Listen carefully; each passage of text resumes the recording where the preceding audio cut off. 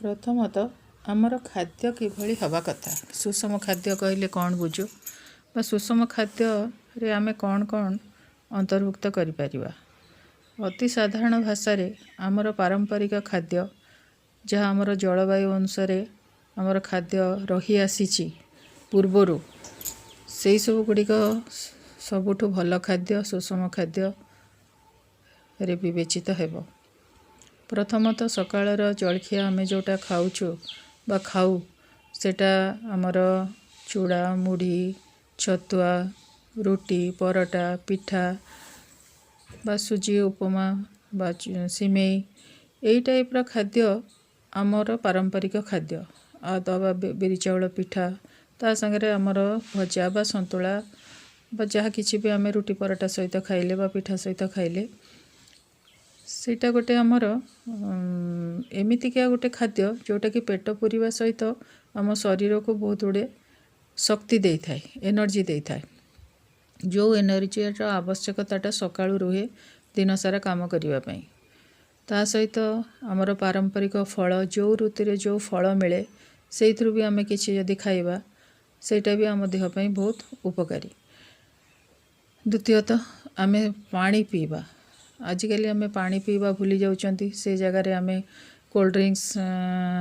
Preservative drinks ए type रो फल रस बाहर फल रस ये सब खाऊचंती किंतु ता बदल रे आमे जदि डाब पानी पीबा लेंबू पानी पीबा बा आमर साधारण पानी पीबा मिनरल्स वाटर नुहे आमर पानी को आमे आग काल रे फुटेइकिरी छाणिकिरी पिउथिले नले खाली छाणिकिरी पिउथिले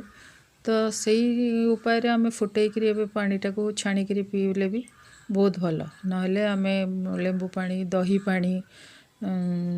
जो डाब पानी एगुड़ाक आम देह पई बहुत लाभकारी आउ संगे विटामिन्स भी आम देह को से ता मध्य रे जाए दहीटा आम शरीर पई बहुत भल। तो यही भाया भाव में आमर सकाळर जलखियाटा आमे खाइबा बा प्रथमे सकाळु उठिला परे परे आमे तंबा ग्लासे पानी पीवा खाली पेटरे पानी पीवाटा बहुत भल। तापरे आमर जलखिया खाइले जलखिया पर आमर खरा बेलर खाद्यटा साधारण भाव में आमर भात डाली तरकारी भजा बा आपणकर कौनसी चटनी हो बा से धनिया पत्र चटनी हो पुदीना चटनी हो टमाटो चटनी हो आंबुल झोल भी हो बा आचार टिके घर तैयारी आचार से गुड़े जिनस आमे जदि खाइबा खाद्य रे जोटा कि आमको प्रोटीन टू आयरन्स टू विटामिन्स टू साग यही टाइप रे बहुत गुड़े विटामिन पनीपरिवार आमर बहुत दैट टू से परिवा तरकारीटा आमर अधिक तेल मसला रागयुक्त न हो जदि आपण अल्प तेल मसला रे सेटा खिया जाए ताले ता देहरु किछि विटामिन्स आमे पाइबा किंतु आमे ताको जदि मुखरोचक करी पाटी स्वाद करी खाली अत्यधिक तेल मसला सॉस एगुड़ाक देइकिरी खाऊ ताले तार विटामिन सब नष्ट हो जाए कहले चले। तापरे जो मसला आमे तरकारी पत्र रे आजिकली व्यवहार करूचु सेगुड़िक तो सब बाहरु आमे किणुचु से गुड़ाकर देखंतु केते अपमिश्रण भी होउची तेणु आमे कौन खाऊचु मसला रे सेटा भी गोटे मसला आमे खाउनु जहाँ जहाँ लिखाई कि आमर भारतीय मसला जो गुड़ाक बहुत औषधीय गुण अच्छी इम्यूनिटी इनक्रीज करे आमर भारतीय मसला गुड़ाक पूरा भरपूर औषधीय गुण रे आम शरीर पई बहुत लाभदायक अटे किंतु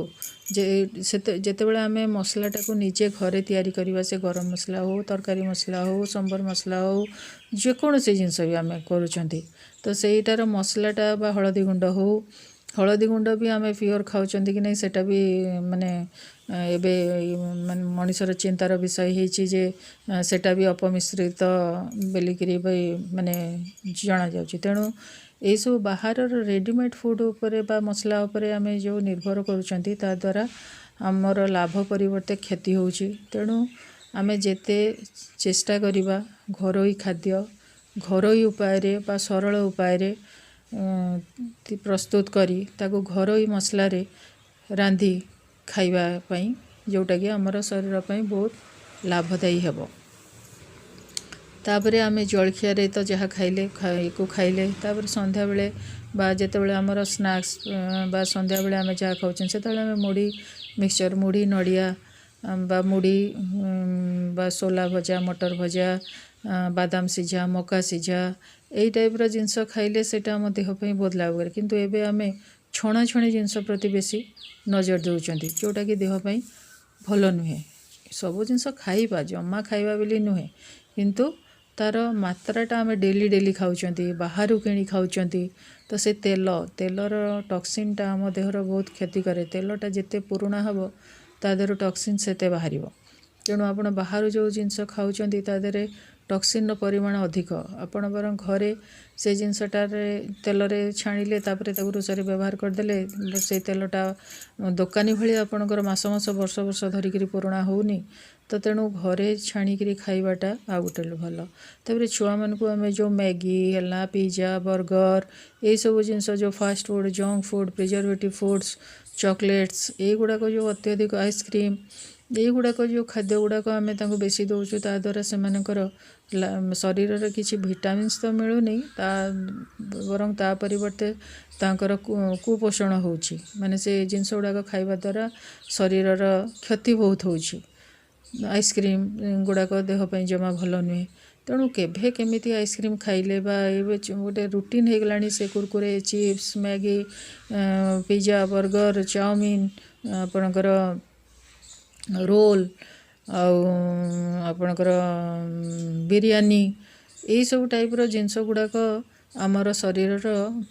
विटामिन दवा परिवर्ते बरं लाभ करने परिवर्ते बरं क्षति करुच्ची से बेले आपणकर राति रे रुटी क्षीर भजा बा संतुला डालमा ये भाया टाइप्र खाद्य ता संगे टिके सालाड बा आपण घर तैयारी आचार टे खाई पारिबे नले गुड़ भी टिके खाइबा राति रे मीठा जिनस किछ गोटे खाई सारा पर खाइबा कथा आग काल लोक गुड़ खाऊले एबे तो आम विभिन्न रकम रसगोल्ला मीठा छेनापोड़ स्टीम एगुड़ाक सब बहुत माने यूज कर गुड़ को भूली गले प्राय तेणु आम चूड़ारे भी गुड़ खाऊले पिठारे भी गुड़ खाऊले गुड़े गोला होकर पिठा तैयारी होता से सब जिनस गुड़ाक आम जो खाया को भूली जाऊँच तेणु यही भाव में आमर जदि खाद्यटा हुए प्रतिदिन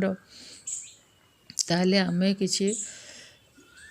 पोषण सुषम खाद्य खाइले आम शरीर को किछि पोषक तत्व मिलला जो थे कि आम सुस्थ रही परिवा कोरोना आसिला परे आमे समस्ते देखले जे आमर इम्यूनिटी पावरटा बढ़िया दरकार इम्यूनिटी पावर पे एक्स्ट्रा किसी खाइबार आवश्यकता नहीं आम प्रतिदिन खाद्य शैली जदि यही भाव में करवा सुषम खाद्य खाइबा ता पानी ठीक से पीवा आउ जंक फूड फास्ट फूड आपंकर प्रिजर्वेटिव फूड बा तेल मसला राग जातीय जिनस मुखरोचक पाटी स्वादिया न खाइबा ताहले आमर आमे सुस्थ रहिबा एवं निरामय भी रहिबा आउ आमर इम्यूनिटी पावर भी बढ़िबो तेणु आज खाद्य उपरे एतिकी पुणी आउ गोटे विषय को लेकर आसबि आपण सामना को धन्यवाद।